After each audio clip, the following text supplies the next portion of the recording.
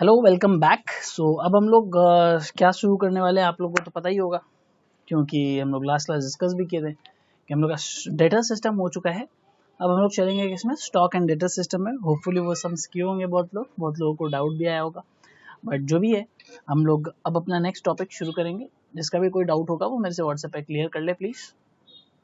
Homework करें, ठीक है। होमवर्क नहीं करेंगे तो आपको लगेगा सिमिलर सम है, बट मैं कभी भी सिमिलर सम ज़्यादा नहीं देता हूँ, एक दे दूँगा मैक्सिमम, बट कुछ नया देता हूँ ताकि जो होमवर्क नहीं करेगा वो फंसेगा एग्जाम में। क्योंकि होमवर्क किया होगा तो डाउट पूछा होगा, नहीं किया होगा तो नहीं पूछ पाएगा। तो मैं चाहता हूँ कि होमवर्क आप करो, इसलिए नया समझ देता हूँ, आलस के मारे छोड़ना दो। स्टॉक एंड डेटा सिस्टम, सबसे पहले इस टॉपिक को लिखिएगा। सर क्या आप बहुत इसमें कुछ नया सिखाने वाले हैं? कुछ भी नया नहीं सिखाऊंगा। जैसा का जैसा, किस में बोलो तो, जैसा का जैसा हायर परचेज में किए थे बिल्कुल वैसा का वैसा आपको यहाँ पे रिपीट करना है। अगर आप उतना कर पाओगे तो आप स्टॉक एंड डेटा सिस्टम सीख गए, खत्म। सर हम हायर परचेज अभी तक नहीं किए हैं, तो करके आओ, मैंने तो ऑर्डर में बताया सारा चीज़ कैसे कैसे पढ़ना है, ठीक है। तो लिखिए टॉपिक का नाम स्टॉक एंड डेटा सिस्टम। क्या क्या अकाउंट्स बनाएंगे मैं वो लिखा देता हूँ इसमें। पहला 3 अकाउंट तुम लोग एक बार रिकॉल करो कि हम लोग स्टॉक एंड डेटा सिस्टम में क्या क्या अकाउंट बनाते थे। ये एकदम कोई रिकॉल नहीं कर पाया तो नॉर्मल भी लॉजिकल नहीं है उसका बुद्धि, क्योंकि स्टॉक एंड डेटर्स में नाम में ही कुछ अकाउंट्स छुपे हुए हैं, तो आपको उतना तो खुद ही आना चाहिए कि क्या क्या अकाउंट्स बनना ही बनना चाहिए। सर सबसे पहला नंबर 1 अकाउंट, बोलो क्या? ब्रांच, जैसे वहाँ क्या लिख देते हैं हायर परचेज, यहाँ पे लिखेंगे ब्रांच स्टॉक अकाउंट, ठीक है।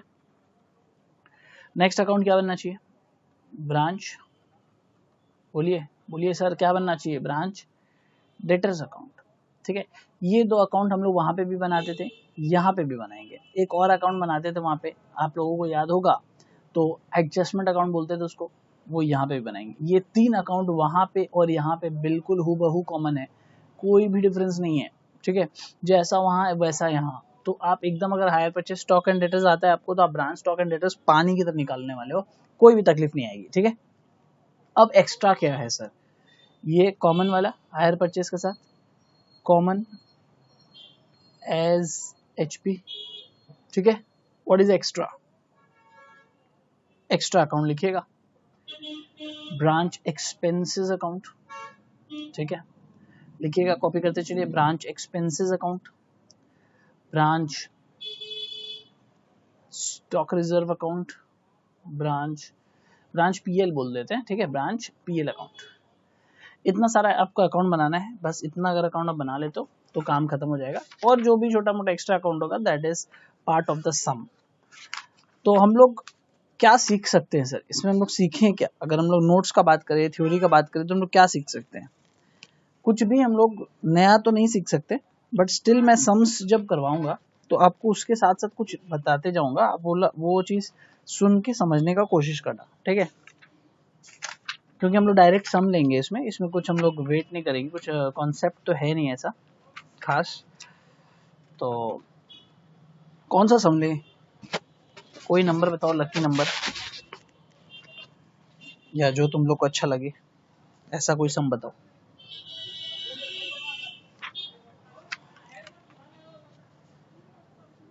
क्या सम करे बोलो तो?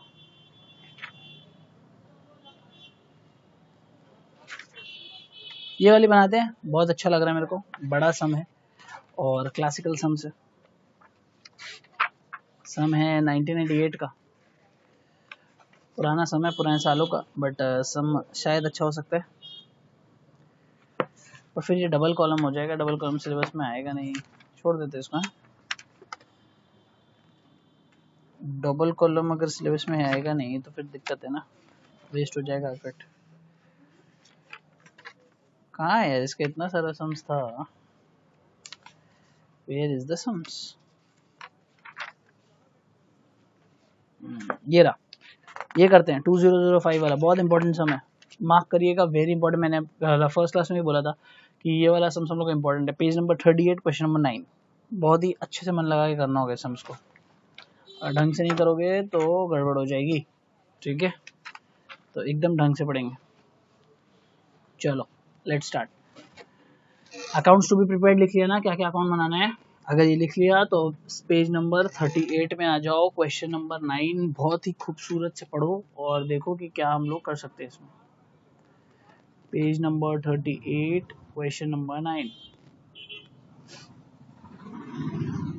ठीक है, पेज नंबर 38 क्वेश्चन नंबर 9। तो क्वेश्चन क्या बोलता है, बोलता है BT limited sends goods to its Chennai branch, ठीक है। सर समझेंगे कैसे स्टॉक एंड डेटर्स है, और देखते हैं। अगर ब्रांच अकाउंट बनाने बोलता है तो हम लोग समझ जाते हैं डेटा सिस्टम है, ये तो हम लोग मालूम है एकदम। तो यानी इसमें ब्रांच अकाउंट नहीं बोलना चाहिए, simple. From the following particulars you are required to prepare the branch stock account. जैसे बोला आपको ब्रांच स्टॉक अकाउंट, तो सर हम लोग को पता है ये एक ही मेथड में बनता है, स्टॉक एंड डेटा सिस्टम में।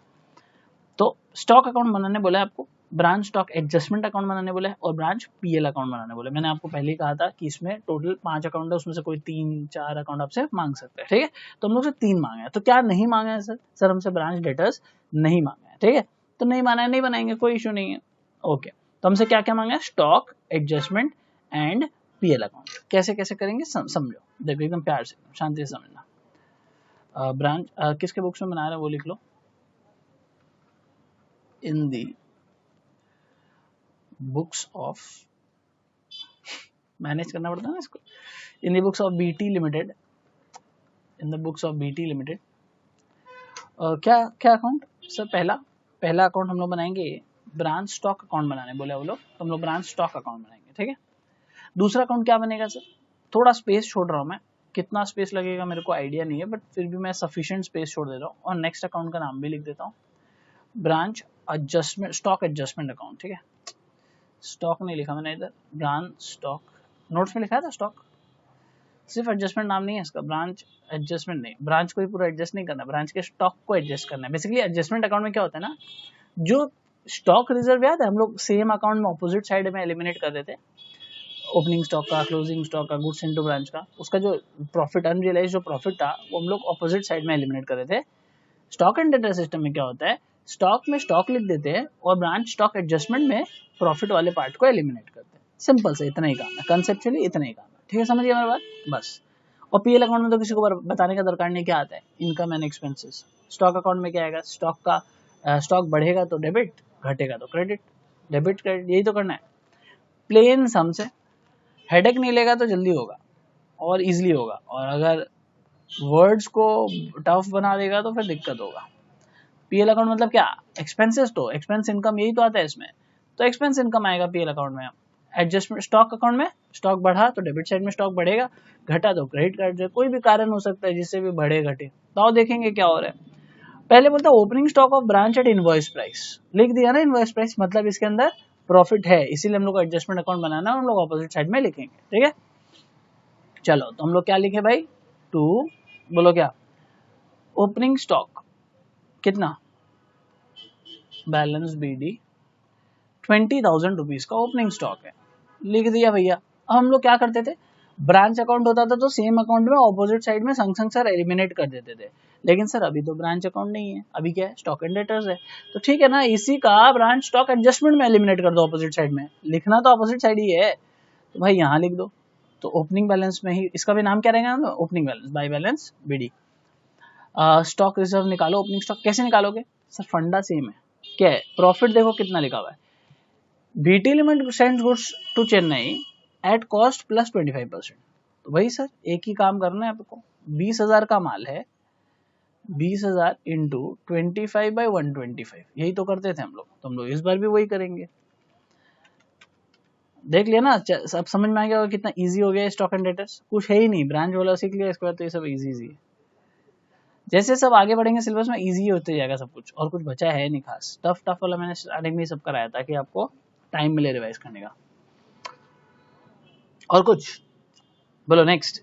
Sir goods send to branch at invoice price, कोई बहुत डिफिकल्ट है क्या, कहाँ जाता था goods send to branch, debit side में ना, स्टॉक बढ़ेगा ना, ब्रांच के पास पहले ओपनिंग स्टॉक था 20,000, उसके पास हेड ऑफिस से और स्टॉक आया तो स्टॉक बढ़ेगा, तो डेबिट साइड, तो भाई लिख दो debit side, to goods send to branch, कितना बहुत ज्यादा अमाउंट है 80,000। सर इसका क्या होता था, इसका भी स्टॉक रिजर्व निकलता था, यस सर निकलता था, क्या नाम से, इसका सेम नाम से जाता था, हम लोग को याद है, तो हम लोग सेम नाम से कर देंगे, कितना 80,000 मल्टीप्लाइड बाई 25/125, इजी, मत बोलना बहुत टफ है सर ये, जो काम आप ब्रांच अकाउंट के अंदर कर रहे थे दोनों काम, हम लोग दो अकाउंट में कर रहे हैं, स्टॉक, स्टॉक एडजस्टमेंट, बस इतना सा ही कॉन्सेप्ट है भाई। क्या सिखाएंगे इसमें एक्स्ट्रा? तुम लोग ऐसे इतना इंटेलिजेंट है। Next, loss in transit at invoice price कितना? 10,000। ए, लॉस होने से स्टॉक बढ़ जाता है या घट जाता है? घट जाता है ना, तो घट जाता है तो कहाँ क्रेडिट बोला था, क्या बढ़ेगा तो भाई, बढ़ेगा तो डेबिट, घटेगा तो भाई क्रेडिट। ऐसा रटना मत, बट एक तो बात बता रहे, ठीक है, बहुत लोग रटना शुरू कर देता है। तो लॉस इन ट्रांजिट या जो भी, कितने का माल है? 10,000 रुपए का माल है, ठीक है भैया, 10,000 रुपए का माल है। इसका क्या करेंगे? ये भी इनवॉइस प्राइस पे, तो इसका भी स्टॉक रिजर्व निकाल देते। तो क्या लिखेंगे? सेम नाम से लिख दो, to loss in transit. Calculation क्या सेम, 10,000 मल्टीप्लाइड बाय, क्या लिखूं, 25 बाय 125। तो कत आसबे बोलो तो, 10,000 इंटू 25 बाई 125, 2000 रुपीज, 2000 टका। नेक्स्ट, पिलफ्रेज, पिलफ्रेज मतलब गुड्स डैमेज हो गया, ठीक है, जो भी हुआ डैमेज हुआ, उससे भी क्या होगा? स्टॉक कम होगा या बढ़ेगा?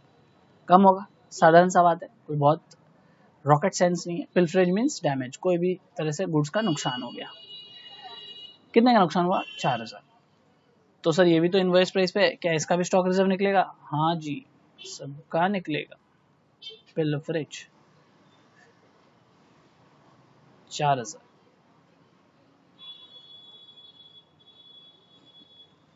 कितना आएगा? 800 रुपीज। लग रहा होगा ये मेथड ही आ जाए एग्जाम में ना बहुत इजी है, ये आता भी है बहुत ज्यादा, क्योंकि आदमी को 3 अकाउंट में कंफ्यूजन हो जाता है, बट है बच्चा सा, स्टेप बाय स्टेप अगर सीखा होगा कोई तो बोलेगा ये क्या है, तो फालतू चीज है। सेल्स देखो, नेक्स्ट क्या है? सेल्स कितने का सेल हुआ है? 1,22,000। अच्छा, ये जो सेल्स हुआ ये किसको हुआ? मेरे को हुआ या कस्टमर को हुआ? कस्टमर को हुआ। बोलो, सेल करेंगे तो मेरे को क्या पैसा मिलेगा, ठीक है, क्योंकि कैश सेल्स तो लिखा हुआ नहीं है, तो हम लोग क्या मानेंगे? क्रेडिट सेल्स, ठीक है। तो स्टॉक बढ़ेगा या घटेगा? अरे माल बेचा ना तुम, स्टॉक बढ़ेगा या घटेगा? सिर्फ इतना जवाब दे दो, और कुछ बता दो। तो घटेगा ना, तो कहाँ आना चाहिए, डेबिट या क्रेडिट? Credit sir. तो आप लोग सेल्स लिखिए क्रेडिट साइड में, बाई सेल्स कितना। अच्छा, हम लोग सेल्स नहीं लिखते, ठीक है, एग्जैक्टली सेल्स नहीं लिखते, इसका नाम चेंज कर देते। स्टॉक अकाउंट है ना, तो इसके अंदर सेल्स मत लिखो, सेल्स नाम तो हम लोग पीएल वगैरह में यूज करते थे। हम लोग यहाँ पे लिखेंगे ब्रांच। अगर आपको लगता है ये कैश सेल्स है, अगर आप अज्यूम करो कैश सेल्स, तो आप ब्रांच कैश लिखोगे। अगर आपको लगता है आप अज्यूम करो क्रेडिट, तो आप ब्रांच डेटर्स अकाउंट लिखोगे, ठीक है। मैं अज्यूम कर रहा हूँ कि all sales are on credit basis, because cash लिखा नहीं है तो मैं कैश नहीं मानूंगा, क्रेडिट मानूंगा, ठीक है। चलो 1,22,000 ये भी काम हो गया। और बताइए, अच्छा इसका नहीं निकलता स्टॉक रिजर्व, मैं यहाँ क्रॉस लगा देता हूँ, ठीक है। ये किसको बेचा हम लोग? कस्टमर को बेचा ना, उससे पैसा पाएंगे और ब्रांच को देंगे, तो ये इसका प्रॉफिट रियलाइज हो गया है। तो इसमें से आप बैठ के स्टॉक रिजर्व निकालने मत बैठ जाना, ठीक है। तो इसको मार्क क्रॉस बगल में लिख लोगे और अपना नोट्स बना के लिख लोगे। एक्सपेंसेस, 32,000 का एक्सपेंस हुआ है, तो भाई एक्सपेंस कहाँ जाता है? कोई गधा भी बता देगा सर, पीएल अकाउंट में जाता है एक्सपेंस। एक्सपेंसेस कितना है? 32,000। नेक्स्ट, अदर एक्सपेंसेस, ये भी कहाँ जाएगा सर? अदर एक्सपेंस है कितना? 4,000 रुपीज, ओके। तो इसका भी मेरे को कुछ समझाने का दरकार नहीं है, आप लोग इसको डाल लोगे। और कुछ है सम्स में? अदर एक्सपेंस नहीं है, सॉरी, एक्सपेंसेस है ना, अदर एक्सपेंस नहीं है। मेरे यहाँ प्रिंटिंग मिस्टेक लग रहा है, इसको काट दो, छोड़ो, तुम लोग के वहां नहीं होगा, मेरे यहाँ था, छोड़ दो। Closing stock of branch at invoice price, तुम लोग कंफ्यूज होगा, अदर एक्सपेंस कहाँ से आ गया। Closing stock of branch at invoice price, तो स्टॉक का क्लोजिंग स्टॉक कहाँ लिखते हैं हम लोग? सर यहाँ लिखते हैं ना, बाई बैलेंस सीडी, कितना है? 24,000। सर इसका भी फिर स्टॉक रिजर्व, बिल्कुल सही, बिल्कुल सही, टू बैलेंस सीडी, कैलकुलेशन कर लो, 24,000 into 25/125, 24,000 into 25 divided by 125, this comes to 4,800, 4,800। भैया ये सारा तो काम हो गया, अभी क्या? तो इसमें हम लोग बैलेंस करेंगे, ठीक है। फर्स्ट इसको बैलेंस करते हैं, सारे काम हो गए हैं। फर्स्ट इसको पीएल को लास्ट में बैलेंस करना, उसमें काम है मेरे को थोड़ा, पहले इसको अकाउंट स्टॉक को बैलेंस कर लेते हैं। और एंट्रीज तो है नहीं ना कुछ। रिकवर्ड फ्रॉम इंश्योरेंस कंपनी आप बोल रहे होगे, एक एंट्री है, वो यहाँ पे नहीं आता, मैं समझाऊंगा उसको कॉन्सेप्ट, इसलिए अभी एक बार छोड़ दिया। तो 10,000 प्लस 4,000 प्लस 1,22,000 प्लस 24,000, 1,60,000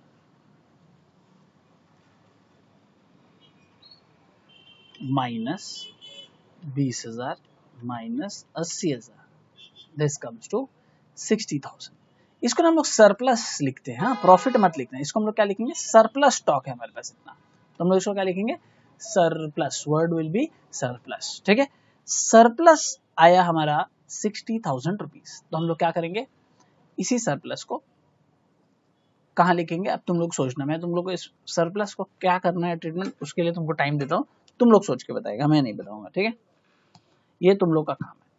तब तक मैं ब्रांच स्टॉक एडजस्टमेंट अकाउंट को एक बार बैलेंस करता हूँ। थोड़ा सोचो क्या करना चाहिए उस सरप्लस के साथ भी, बट तुम अगर वैसे सोचोगे फिर तो मैं यहाँ नहीं लिख पाऊंगा। एक बार सोचो थोड़ा, फिर मैं फटाफट बता दूंगा क्या करना है।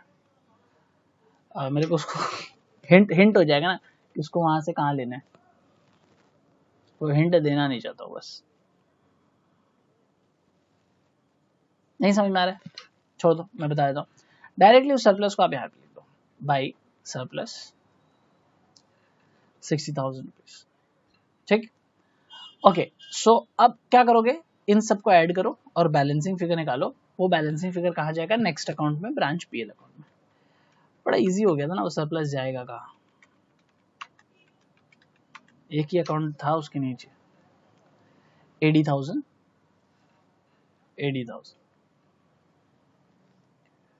यहाँ पे कितना आएगा balance, 2,000 minus 800 minus 4,800, so this is total कितना आ रहा है, 72,400। हम लोग यहाँ पे लिखेंगे 72,400। This is our to branch PL account.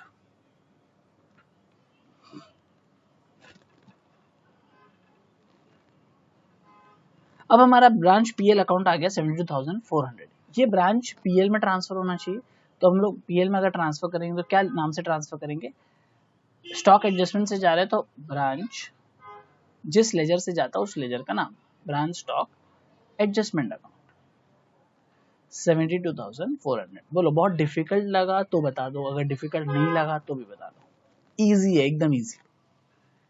Sir क्या कंप्लीट हो गया सम, नहीं, पहले यहाँ तक कॉपी कर लो, फिर मैं आपको बाकी सिखाता हूँ कैसे करना है। 2 लाइन का काम बाकी है, हो गया, मोटा मोटी हो गया, 2 लाइन का काम बाकी, जल्दी से यहाँ कॉपी करो, फिर हम लोग आगे बढ़ेंगे।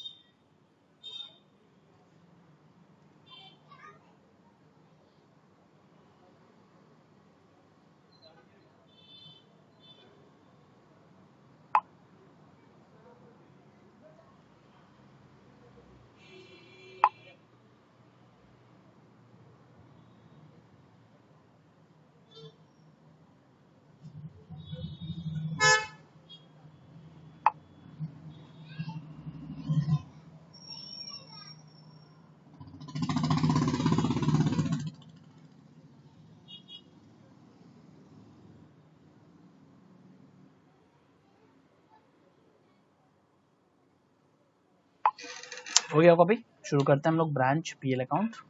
आइए, अच्छा कौन कौन सा लॉस लिखना बाकी है सर, हम लोग का ब्रांच पीएल, हम लोग का कौन कौन सा लॉस लिखना बाकी है। सर हम लोग पिलफरेज नहीं लिखे, हम लोग लॉस एंड ट्रांजिट नहीं लिखे, तो हम लोग का क्या फर्ज बनता है, ये हम लोग को पीएल में लिखना होगा। तो सर आप पहले क्यों नहीं लिखे, क्या आप भूल गए थे? नहीं, बिकॉज पीएल में जब हम लोग लिखेंगे ना तो उसका तरीका अलग होता है, ठीक है। क्या तरीका होता है, कैसे होता है, मैं भी समझाता हूँ। आइए, लॉस एंड ट्रांजिट कितना हुआ, 10,000। लास्ट लाइन ऑफ द सम पढ़ो, क्या बोला, recovered from the insurance company against the loss and transit is ₹2,000, ठीक। अब सिचुएशन क्या हुआ, आपका नेट लॉस रियल में कितना हुआ भाई, वो तो सोचो। आपका कुल मिला के 10,000 रुपया टोटल लॉस हुआ। आइए मैं दिखाता हूँ आपको ये वाली फिगर, ये वाली टोटल लॉस कितना हुआ रियल में, 10,000। तो हम लोग यहाँ पे देखो लिख रहे हैं टू लॉस इन ट्रांजिट, मैं ब्रैकेट ओपन करता हूँ, 10,000 मेरा कुल मिला के लॉस, जिसमें से इसका कॉस्ट कितना था, ये टोटल माल है जो जला, इसका खरीद दाम कितना, इसमें प्रॉफिट कितना इंक्लूडेड था, सर इसमें प्रॉफिट इंक्लूडेड था 2,000। तो भाई प्रॉफिट जो इंक्लूडेड था उसको लॉस नहीं मानेंगे, तो यानी टोटल माल था 10,000 जिसमें 2,000 का प्रॉफिट था, तो कुल मिला के नेट माल कितने का था, 8,000 का था। उस 8,000 में भी तुमको इंश्योरेंस कंपनी कितना दे दिया, इंश्योरेंस कंपनी हमको दे दिया 6,000, इंश्योरेंस कंपनी से हमने रिकवर किया 6,000, तो जो बैलेंस बचा सिर्फ वही तो मेरा लॉस है, इसलिए मैंने पहले उसे नहीं लिखा, ठीक है, क्योंकि हम लोग पूरा डेटा को सजाना जरूरी है और समझ के करो हमेशा। 2,000 क्लियर, इजी। सर पिलफरेज का देखो कोई एडजस्टमेंट है क्या, नहीं है सर, कोई एडजस्टमेंट नहीं है, तो हम लोग पिलफरेज डायरेक्टली लिख सकते हैं, पिलफरेज। अच्छा पिलफरेज में देखो कितना लिखा हुआ है, देखो तो पिलफरेज, सर पिलफरेज में भी सेम कॉन्सेप्ट, 4,000 का पिलफरेज टोटल माल डैमेज हुआ, जिसमें 800 रुपया तो प्रॉफिट का था अपना, तो यानी नेट में कितना का नुकसान हुआ, 4,000 माइनस 800, 3,200, ठीक है। हो गया शायद सारा अपना काम, और तो कुछ है नहीं, तो इस अकाउंट को भी बैलेंस कर लिया जाए।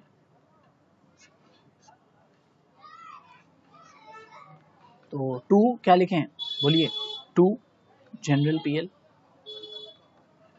हर जगह ना जनरली पीएल लिखना, जो भी ब्रांच का सम्स होगा, इसके पहले भी हम शायद पीएल वीएल लिखा था, और जनरली हम उसको क्या लिखते हैं, जनरल पीएल वर्ड यूज करते हैं, शायद हम पीएल लिखा था, आदत हो गया है ना, सेमेस्टर 5 का करो तो उस वक्त पीएल लिखते हैं हम लोग, उसमें अलग चीज है, ब्रांच अकाउंटिंग में जनरल पीएल लिखना, ठीक है। 35,200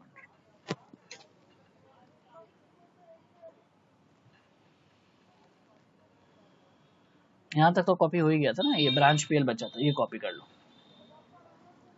तो इजी ना, पूरा कॉन्सेप्ट इजी, एकदम इजी, हम बोला ना लोगों कि इससे इजी चैप्टर कुछ बना नहीं है, वेरी वेरी इजी। फोकस बस बनाए रखना, अलग अलग सेंस का अलग अलग कंसेप्ट याद रखना कि कैसे क्या अप्रोच में मूव होगा।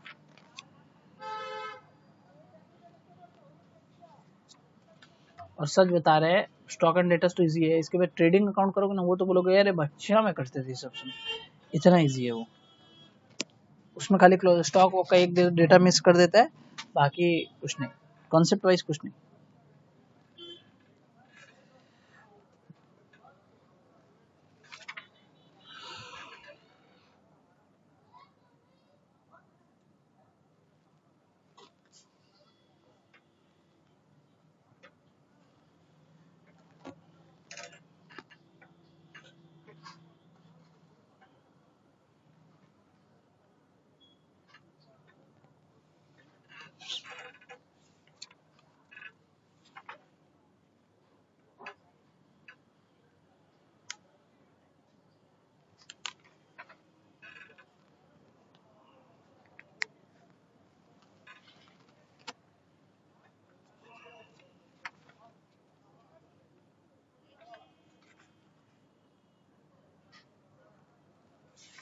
चलो एक अच्छा इंपॉर्टेंट सम्स करते हैं, एक छोटा होमवर्क पहले ही दे देते हैं आज, छोटा होमवर्क है वो, तुम लोग वो कर पाएगा हमको जहां तक लगता है, उसमें एक डेटास अकाउंट एक्स्ट्रा बनाना होगा जिससे तुम बैठ के बाकी फिगर्स निकालेगा, वो तुम्हारे लिए होमवर्क रहेगा, ये सम्स के तुम डेटास अकाउंट सीख ही जाएगा कैसे बनता है।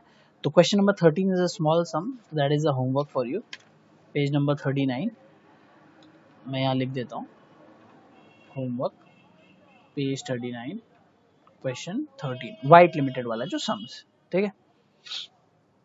हम लोग चलेंगे, जो हम लोग अभी साथ में करने वाले हैं वो है सी लिमिटेड वाला, उसके बाद वाला 14 सुपर्ब सम। अब तुम बोलोगे सर वो तो उससे भी छोटा, वो होमवर्क दे दीजिए। अरे भैया वो करने में हालत खराब हो जाएगा। ठीक है, चलिए शुरू किया जाए क्वेश्चन नंबर 14 दैट इज 14। पढ़िए उस सम्स को अच्छे से।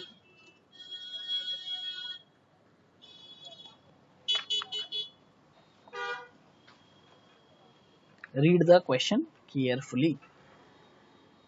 बचपन में बहुत बोलता था ना टीचर्स लोग स्कूल में। पेज नंबर 41 क्वेश्चन नंबर 40 है ना,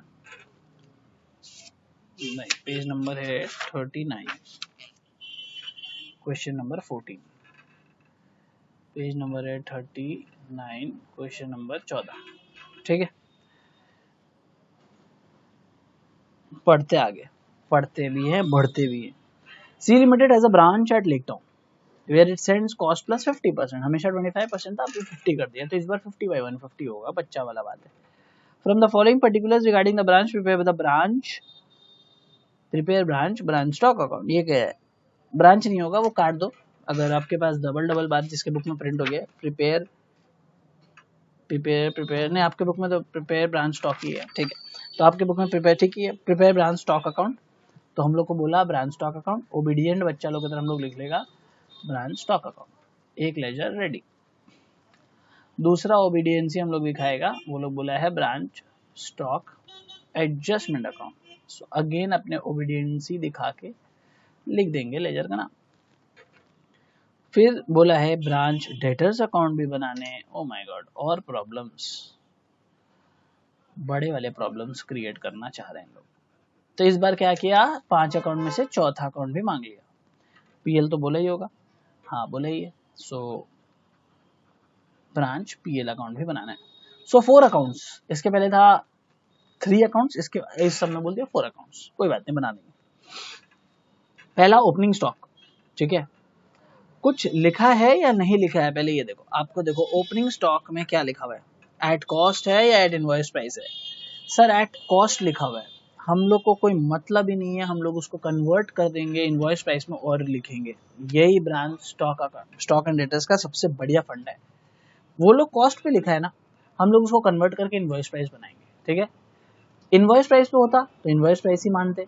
अगर स्टॉक एंड डेटर्स में कुछ नहीं लिखा है सर, स्टॉक या कॉस्ट, इनवॉइस प्राइस या कॉस्ट प्राइस, तो भी हम लोग मानेंगे इनवॉइस प्राइस पे। तो in any scenario we have to convert the cost price into invoice price. अगर इनवॉइस प्राइस में तो इनवॉइस प्राइस, बट लिखना किस में है, इनवॉइस प्राइस पे ही लिखना है। कौन सा मेथड में, स्टॉक एंड डेटा सिस्टम में, वरना तो उसका फंडा ही फेल हो जाएगा ना।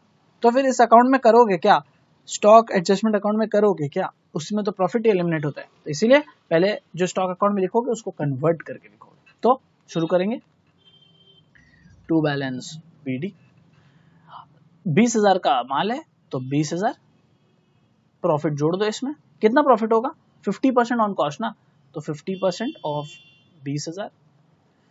20,000 का आधा कितना होता है, 10,000, 10 और 20 तो कुल मिला के 30,000 का माल होता है, ठीक है 30,000।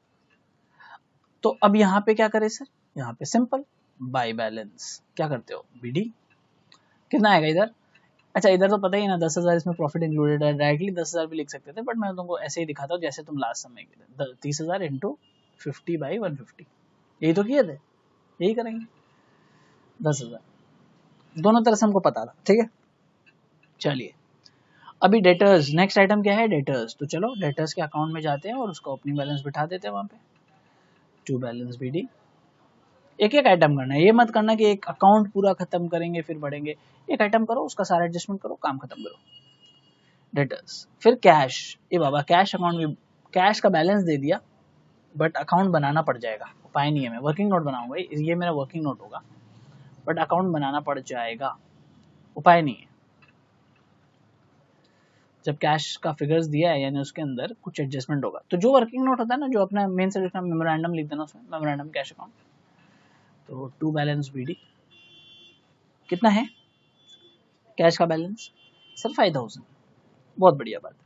सेल्स दिया है, कैश सेल्स भी है सर, क्रेडिट सेल्स भी है, तो कोई बहुत बड़ा बात नहीं है, हम लोग समझदार एनफ हैं कि क्या करना है।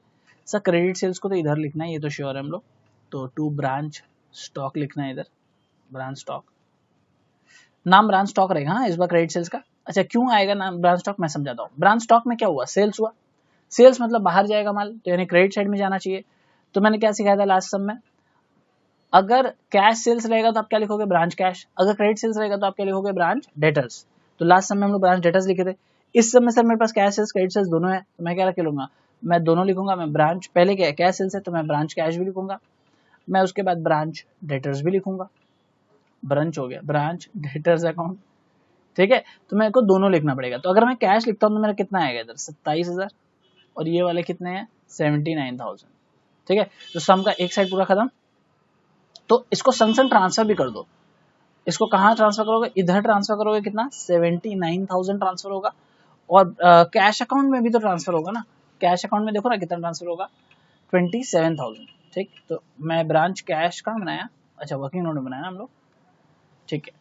तो हम लोग वर्किंग नोट में बनाया, तो हम लोग उसको to branch stock account, to branch stock account 27,000, easy, कोई बहुत बड़ा डिफिकल्टी नहीं अभी तक, कहीं भी कोई भी डाउट।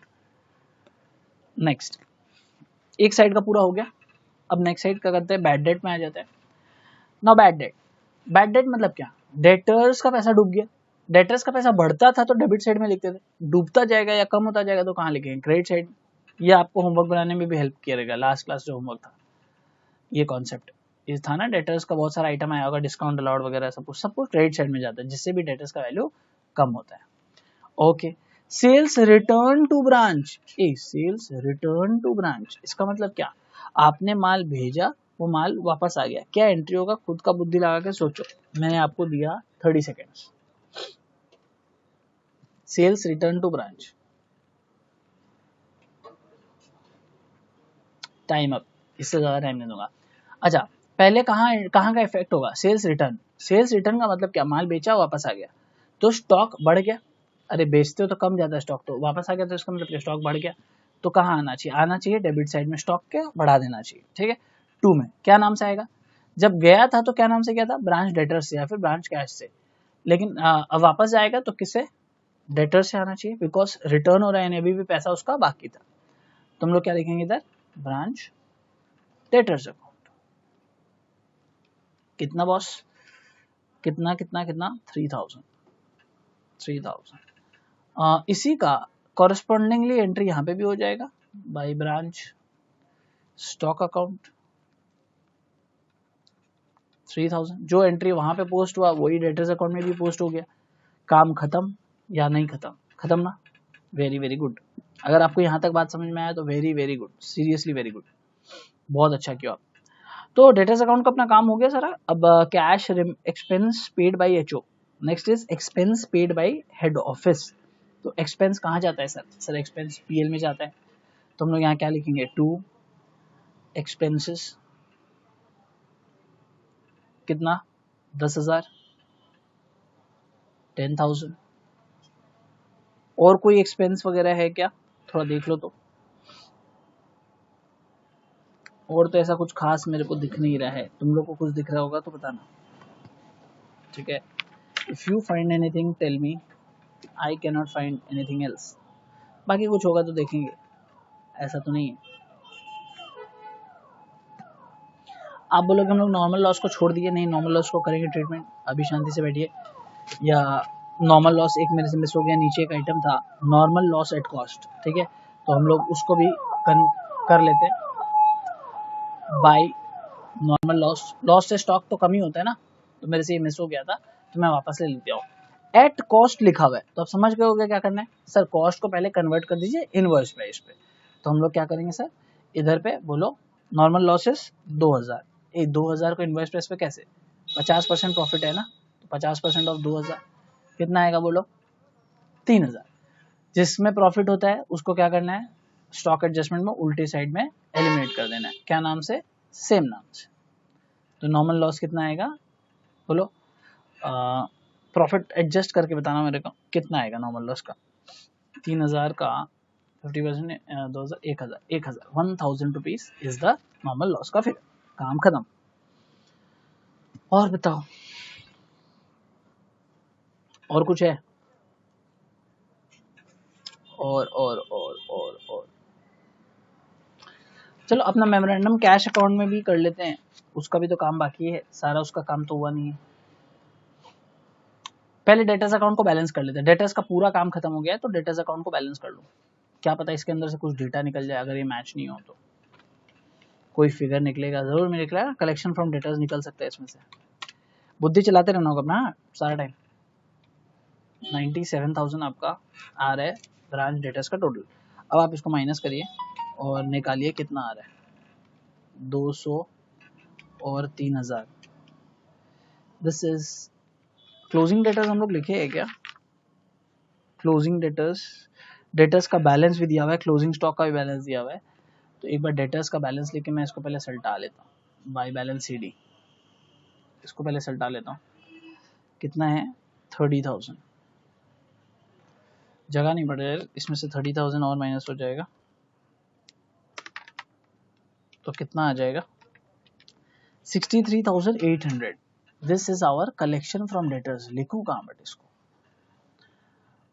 Bye branch cash. ठीक है, कलेक्शन फ्रॉम डेटर्स का नाम क्या लिखना होगा? कैश अकाउंट नहीं लिखते हैं, ब्रांच कैश लिखेंगे। ठीक है, तो क्योंकि हम लोग अकाउंट हर एक चीज का अकाउंट बना रहे हैं, तो 63,800 और ये मेरा बैलेंसिंग फिगर है, तो ये भी मैं यहाँ बता दे रहा हूँ। तुम लोग इसको थोड़ा सफा करके लिख लो, मेरा थोड़ा क्लमजी हो गया है वाला। 97,000। इसको थोड़ा सा कॉपी कर लो तो पहले ब्रांच डेटर्स को अच्छा सजा के, वरना तुम लोग का क्लमजी हो जाएगा। एक बार हमको ब्रांच डेटा सल्टाना जरूरी था, क्योंकि इसका जो कैश का फिगर आएगा ना, मैं वहां लेके जाऊंगा। बाकी तो ठीक है।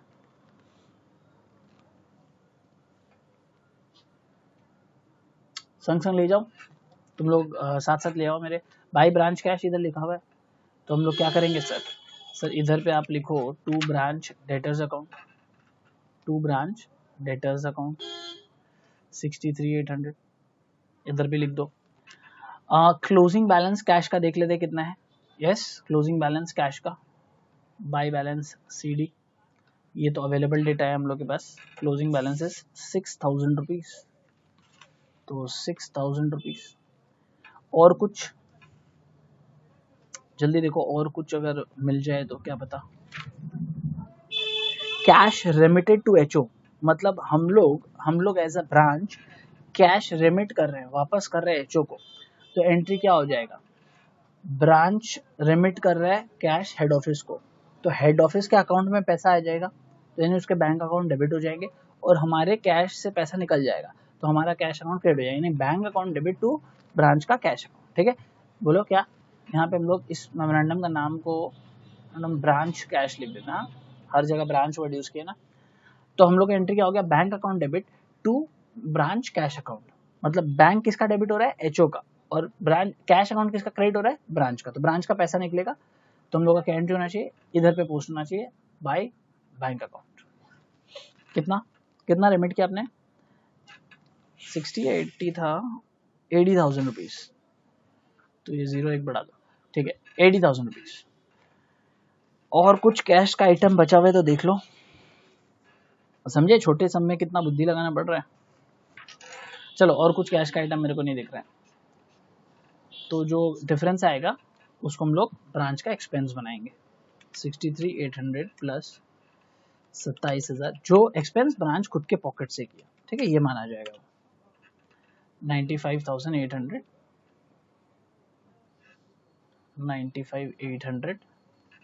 Minus 80,000 minus 6,000, 9,800। तो बाई क्या लिखूं मैं? ब्रांच एक्सपेंसेस, ब्रांच एक्सपेंस, या फिर इसको क्या बोल सकते हैं? PL में जाएगा अल्टीमेटली, ये PL में जाता है ना सारा एक्सपेंस, तो PL में जाएगा अपना। This is our balancing figure. चलो मैं इसको PL में डाल देता हूँ फिलहाल एक बार, वरना मिस हो जाएगा। टू ब्रांच एक्सपेंसेस 9,800, आराम से कॉपी करो अभी। अच्छा, इसको वर्किंग नोट 1 बोले ना, तो ये आया कहाँ से? वर्किंग नोट 1 से। ये भी लिख देते हैं। पहले आराम से मेमोरेंडम कैश कॉपी कर लो, फिर हम लोग आगे बढ़ेंगे। और 1 मिनट का समय देते, थोड़ा रिवाइज भी करो, अभी तक जो पढ़े ना इस सम्स को रिवाइज कर लो, फिर हम लोग आगे बढ़ेंगे, तो ग्रिप बना रहेगा।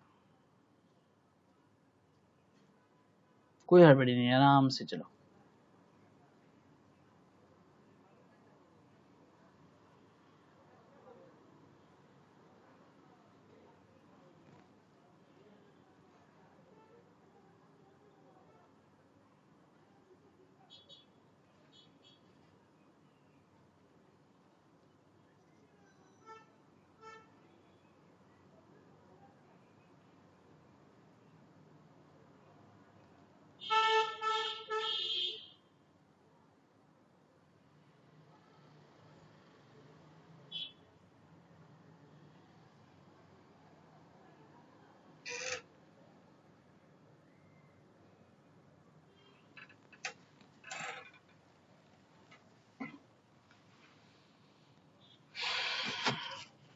सो रेडी हो गया कॉपी?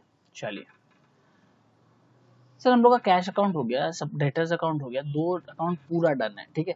पीएल अकाउंट में 2 फिगर्स तो आ ही गए हैं, थोड़ा बहुत और पीएल अकाउंट के फिगर्स बचे हुए, और तो कुछ है नहीं। अच्छा, बैड डेट्स भी तो पीएल अकाउंट का आइटम है ना, ये भी लिख देते हैं हम लोग। और देखो तो कोई एक्सपेंस का आइटम है जो डायरेक्टली आना चाहिए। बैड डेट्स 200 रुपए का, खोज के बताओ तो और कोई आइटम है तो बताओ, वो भी लिख दे। कोई भी अकाउंट आपको जो भी मिल रहा होगा वो मैं लिख दूंगा, कोई मेरे को ये नहीं है कि आप बताए मेरे को, आप जो बोलोगे लिखेंगे। नहीं मिल रहा है क्या? ठीक है, कोई दिक्कत नहीं है सर, अगर आपको नहीं मिला तो कोई बात नहीं। अच्छा, नॉर्मल लॉस को ना हम लोग यहाँ पे नेट ऑफ कर लेंगे डायरेक्ट, या छोड़ो बाद में देखते हैं इसको, हटाओ देखते हैं। नॉर्मल लॉस को 3000 इधर है, 1000 इधर है, तो माइनस करके 2000 इधर आएगा ना, टू नॉर्मल लॉस 2000। और एक ट्रीटमेंट इसका ऑल्टरनेटिव ये करते हैं हम लोग क्या, कि 3000 जो नॉर्मल लॉस इधर है ना, इधर भी 3000 लिख के काम खत्म कर सकते हैं, बट ठीक है, नहीं करोगे तो भी कोई दिक्कत नहीं है। और कुछ स्टॉक अकाउंट में देखो तो कुछ बचा हुआ है तो बताओ। स्टॉक अकाउंट में क्लोजिंग स्टॉक लिखना बचा है ना, एक आइटम तो हमारा यहाँ पे भी टिक नहीं हुआ है, तो हमारा क्लोजिंग स्टॉक बचा हुआ है, तो 22 बैलेंस सीडी कर लेते हैं। क्लोजिंग स्टॉक बचा हुआ है 27,000 रुपए का, इसको भी लिख लो। अच्छा सर, इनवॉइस प्राइस पे है या कॉस्ट प्राइस पे? ये देखो कैसे गेम घुमा दिया, सारा चीज कॉस्ट प्राइस पे दिया था हम लोग को, बार बार कन्वर्ट कर करके इनवॉइस प्राइस में लाना हो रहा था, सारा स्टॉक अकाउंट का बात कर रहा हूँ। और लास्ट आइटम जो है वो डायरेक्टली इनवॉइस प्राइस पे दिया। अब बच्चा का आदत हो जाएगा कि 27,000 प्लस 50% ऑफ 27 है, वहां वो गड़बड़ हो जाएगा। अगर वो देखा नहीं आईपी मतलब इनवॉइस प्राइस, इनवॉइस प्राइस मतलब पहले से कन्वर्ट किया हुआ है, तो वहां गड़बड़ा जाएगा ना वो। ठीक। अच्छा, ये कैसे आया था ये लिखा नहीं ना हमने इधर, लिख दो, एग्जामिनर को कोई मौका नहीं देंगे मार्क्स काटने का। चलो इसका भी स्टॉक रिजर्व निकाल देते हैं, तो क्या नाम से निकालेंगे हम लोग? To balance CD. कैसे होगा सर? इसमें तो कैलकुलेट करना ही पड़ेगा, 27,000 डिवाइड बाई 50 बाई 150, 1/3 होता है ना, 3 9 27। ठीक है जी। आर की चू, बोलो बोलो बोलो, और की चू। एक गुड सेंड टू ब्रांच है। हाँ, एक आइटम और ट्रीट नहीं हुआ है, हम लोग का टिक मारा हुआ नहीं है, तो गुड सेंड टू ब्रांच बचा हुआ है, वो भी कर लेते हैं 99,000। और तो मेरा सब में टिक हो गया। अब तुम लोग देख लो, तुम लोग का कुछ टिक बचा हो तो। मेरा तो सारा आइटम में टिक हो चुका है, 99,000 बचा है। सर इसका भी तो प्रॉफिट निकालना होता है, बिल्कुल। अगर आपको ये सब माइंड में क्लिक करने लग गया ना कि इसका निकालना होता है, इसका निकालना होता है, जो मैं बार बार बोलता हूँ खुद से, उसका कारण यही है कि आपको समझ में आए कि आपको भी ये बोलना है, याद करना है इसी तरह बोल बोल के, तो आपको भी एकदम मस्त याद हो जाएगा। डन। स्टॉक को बैलेंस करने का वक्त आ गया, स्टॉक अकाउंट को बैलेंस करते हैं। सभी अकाउंट को बेसिकली बैलेंस करना, और तो कुछ बचा नहीं है, सारा आइटम में टिक हो गया, मतलब कहानी खत्म।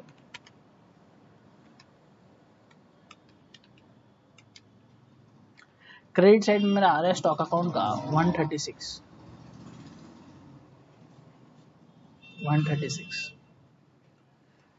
और डेबिट साइड में माइनस हो जाएगा 30,000, 3,000, 99,000। प्रॉफिट आ रहा है 4,000, टू सरप्लस 4000 টাকা,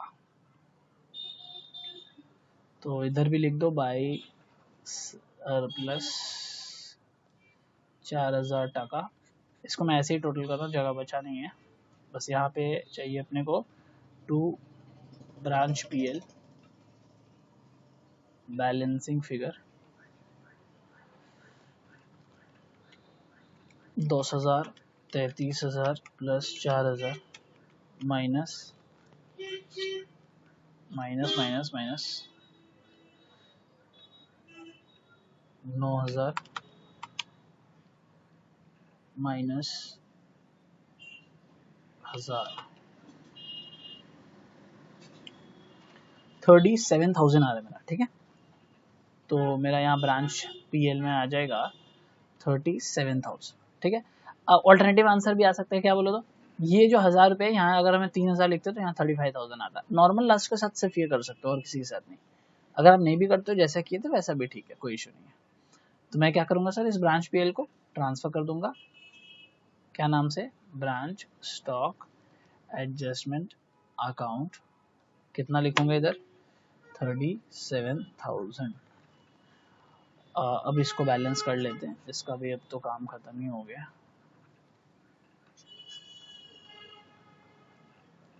क्या बोलेंगे इसको, general PL balancing figure. Ultimate answer same ही आएगा, तुम कहीं भी ऊपर नीचे एडजस्ट करो, जैसे नॉर्मल लॉस का किए वैसे अल्टीमेट आंसर वो सेम ही आना चाहिए। अल्टीमेट अगर आंसर गलत आ रहे हैं, नहीं देयर इज अ प्रॉब्लम, ठीक है। तुम लोग का आंसर आ रहा है, फाइनल आंसर 15,000, ठीक है। समझ गए नॉर्मल लॉस का अल्टरनेटिव ट्रीटमेंट क्या कर सकते हो आप। सरप्लस का भी अल्टरनेटिव ट्रीटमेंट है। सरप्लस का अल्टरनेटिव ट्रीटमेंट क्या, एक तो बताते हैं, पहले एक बार कॉपी कर लो। अच्छा एक बार बता देते हैं फिर कॉपी करो। सरप्लस देखो, जैसे यहाँ 4,000 आया, फिर इस 4,000 का तुम क्या करोगे, स्टॉक एडजस्टमेंट में क्या करोगे मालूम है, 4,000 इंटू 50/150 करके वहां लिख दिए, फिर 4,000 माइनस दिस फिगर करके क्रेडिट साइड में ब्रांच पीएल का लिख दोगे। लेकिन छोड़ दो, इतना मत माथा मारो, जो सीख चुके हो सीख चुके हो। कॉपी करो आराम से।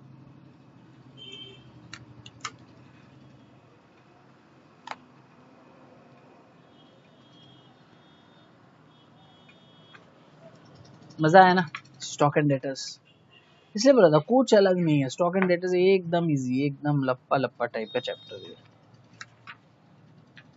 थोड़ा ब्रांच से, जो ब्रांच अकाउंट जो नॉर्मल वाला था उसे थोड़ा सा आपको थोड़ा सोचने वाला टॉपिक है स्टॉक एंड डेटर सिस्टम, और वो तो एकदम ही इजी।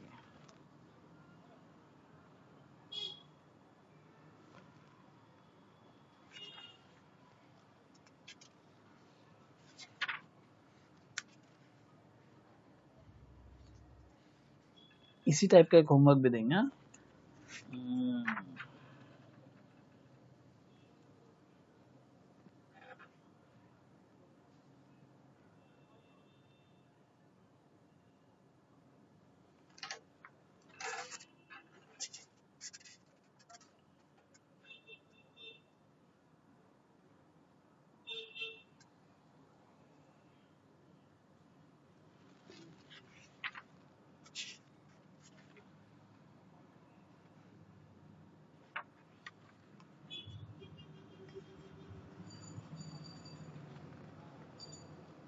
मिल भाई मिल, इस टाइप का होमवर्क मिल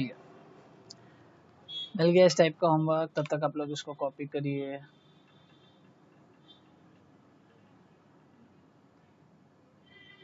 ये लीजिए, magma limited is your homework, 22 number.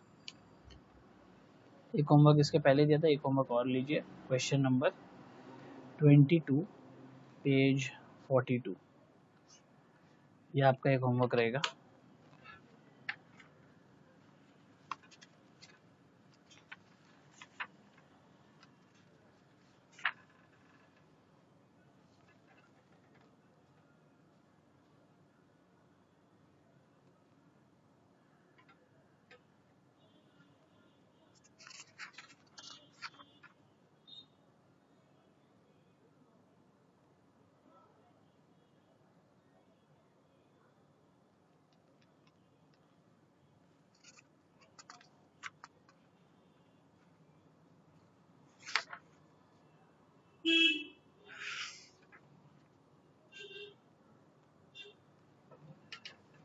एक और सम जो सिमिलर टाइप का है जो आप आराम से कर सकते हो homework, that is question number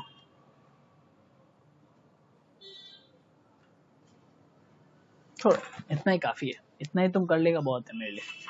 I will be more than happy अगर आप लोग इतना करके लाते हो मेरे लिए, I will be more than happy. एक सम्स मेरे को याद दिलाना, कौन सा बोलो तो 2014 का एक सम है, पेज नंबर 41 क्वेश्चन नंबर 19, ये हम लोग करेंगे। अच्छा लग रहा है मेरे को ये, इसमें एक अच्छा एडजस्टमेंट है मेरे को बताना है, तो एक बार याद दिलाना किसी क्लास में, मतलब ट्रेडिंग अकाउंट वाले क्लास में ना इसको कवर कर लेंगे। मैं इसको मार्क कर लेता हूँ अपने पास, मैंने इसको मार्क कर लिया इंपॉर्टेंट, तो भूलूंगा नहीं। फिर भी तुम लोग एक बार व्हाट्सएप पे याद दिलाना जरूर से, कोई भी एक बच्चा याद दिलाएगा, सब लोग वहाँ तुम लोग का मैसेज सबका आ जाएगा। छोड़ो मैं मार्क कर लिया उसको, याद मत दिलाना वरना सब मैसेज करेगा क्वेश्चन 19 क्वेश्चन 19 क्वेश्चन 19।